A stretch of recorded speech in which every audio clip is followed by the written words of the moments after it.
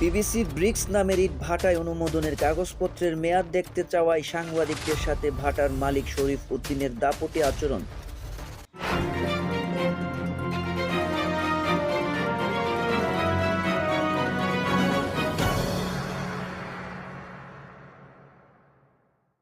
ব্রাহ্মণবাড়িয়ার সরাইল উপজেলার ধর্মতীর্থ বিলে কৈট্টার ব্রিজ সংলগ্ন রাস্তার পূর্ব পাশে পিভিসি ব্রিক্স ইট ভাটায় সাংবাদিকবৃন্দ সরজমিনে ঘুরে ঝুঁকিপূর্ণ চিমটি, কালো ধোঁয়া, শিশুশ্রম সহ নানা অনিয়ম দেখতে পান।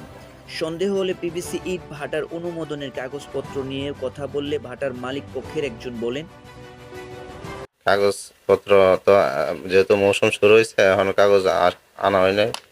আমরা একটু ব্যস্ত, এখন আগুন দেওয়ার পরে আস্তে আস্তে রিল্যাক্স মতো আনা হইব আর কি।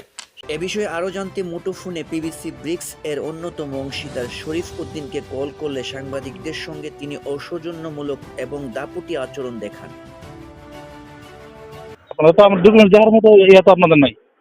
আপনাদের যে কাগজপত্রগুলো মেয়াদ আছে কিনা বা কাগজপত্র আছে কিনা এগুলি আমরা দেখতে পারি। এর বিধিবিধান মেয়াদ আছে কিন্তু তো এটা তো সরকারি অফিসে আছে। না, আপনাকে তো দেওয়ার কোনো ইচ্ছা নাই তো। দেখার একটি আমাদের কাগজ দেওয়ার মতো আপনাদের কোনো ইয়ে নাই তো। না, আমরা ডকুমেন্ট দেবো না আপনাকে। হ্যাঁ, ডকুমেন্ট দিবেন না, এই কথাই তো ঠিক। না না, আমরা কোনো ডকুমেন্ট দেবো না। আমরা সাংবাদিক হিসাবে চাইছি, তাহলে আপনি ডকুমেন্ট দিবেন না। জি, আচ্ছা, ঠিক আছে, ধন্যবাদ। নানা অনিয়ম লুকোচুরি করেই চলছে পিভিসি ব্রিক্স নামের ইট ভাটা। অনুমোদন বা বৈধ কাগজপত্র আদৌ আছে কিনা তা রয়ে গেল অজানা।